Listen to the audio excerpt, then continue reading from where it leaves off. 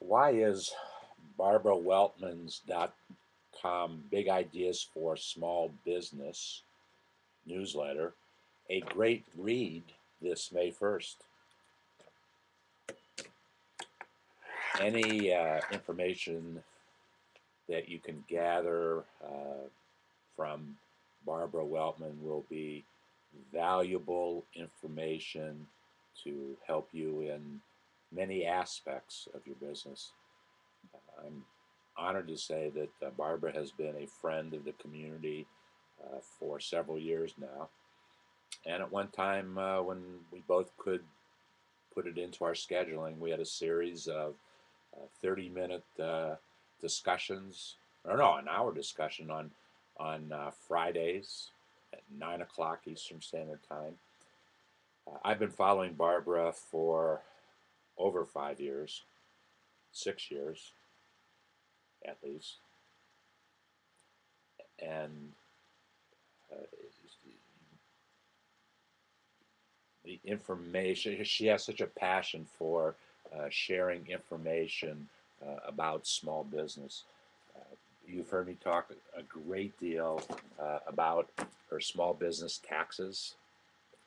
This is the 2012 edition, which is the 15th edition that Barbara has participated with J.K. Lasser in this. 600 and some pages of information about small business taxes. Barbara has been called by the New York Times, and uh, justifiably so, the America's #1 small business tax expert. Every day at about 3 o'clock in the morning, I get an email from Barbara, big ideas for small business. And then on the first of every month, I totally look forward to her newsletter because I know that there'll be a series of articles and information, things that I need to share with you because it is great information, dependable information. Uh, Topic number one in today's May's newsletter from Barbara is getting paid in cash. Important thing.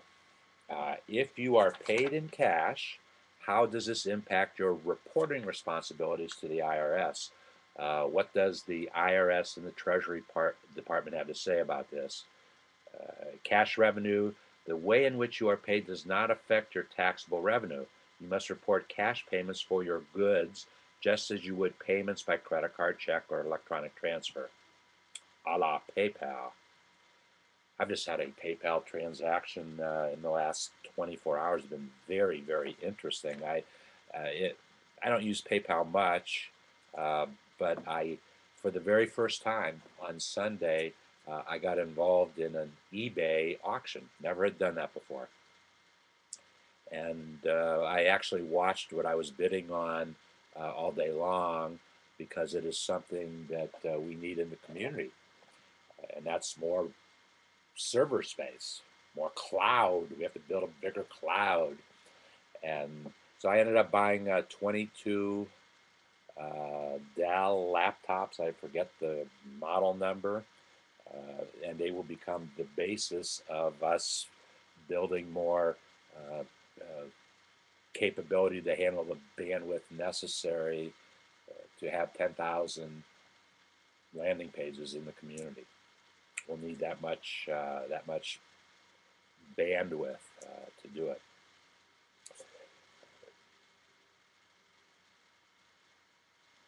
Then Barbara has a link. If you go to barbaraweltman.com, Barbara has a link that takes you to the whole story.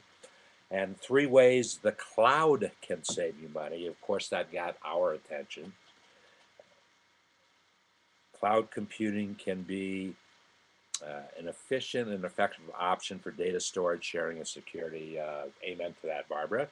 You can work from anywhere. It's easier to collaborate, and updates are automatic. We are realizing that. As a matter of fact, our cloud right now exists in the basement, on that side of the house in the basement. No, on this side of the house. The server is actually right underneath me.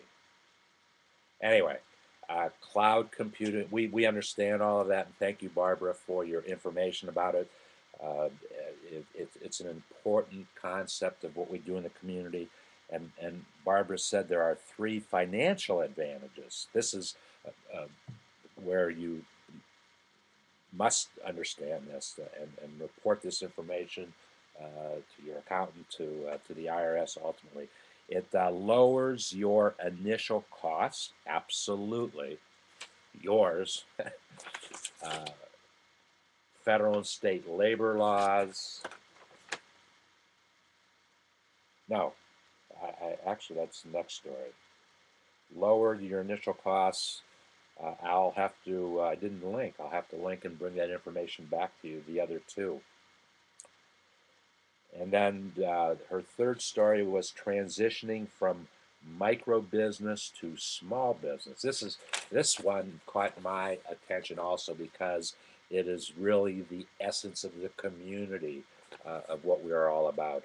In order to grow your company from a micro business, something small, where you essentially do everything yourself, about 79% of businesses in the United States have no employees. I have only had employees one time in my life. I had 15 employees for a magazine that I started. Did not enjoy the experience, enjoyed the results of the magazine, but didn't enjoy the experience of having a company with 15 other people in it. And so I decided I was going to be a micro business my the rest of my life. Staff handles the work. You need to recognize the legal, tax, and practical changes that this growth will mean to your business. Here's a brief outline of the many changes, federal, state, labor laws, and then Barbara goes on. And finally, in her newsletter this month, another question applicable to my own household. We have Wi-Fi throughout the house, but I'm also hardwired. In this case, the Wi-Fi is more for the benefit of the rest of the house and not so much the business.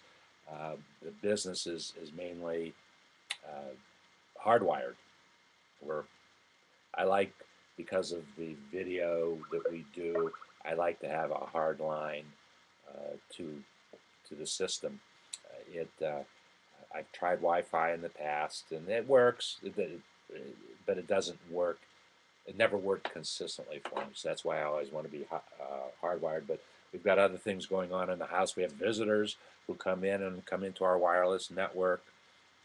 So it's I won't be able to deduct it as a business expense because it's more of a personal one than it is a business one. I run my business from home and pay for Wi-Fi service. This is a question that a reader sent in to Barbara. Uh, can I deduct the entire bill as a business expense? And thank you, Barbara, for your extremely informative response. This is an area for the law for which the IRS has not provided any guidance. Your treatment of the cost depends on the facts and circumstances. If Wi-Fi used by your family is minimal compared with your business, then perhaps all the cost is deductible. And Barbara goes on to explain this. Um, Very, very, very important information. As always, Barbara, uh, Barbara Weltman, WELTMAN.com. Thank you for sharing all your wonderful informational resources with us. It's something that is an important part every day. I did a YouTube and it got some interesting response. Why does Small Biz David use Google every day? Very simple. Everything we do is directed toward Google technology. But also, every day I also read one thing, at least one thing every single day from Barbara Weltman. And Barbara, thank you for that.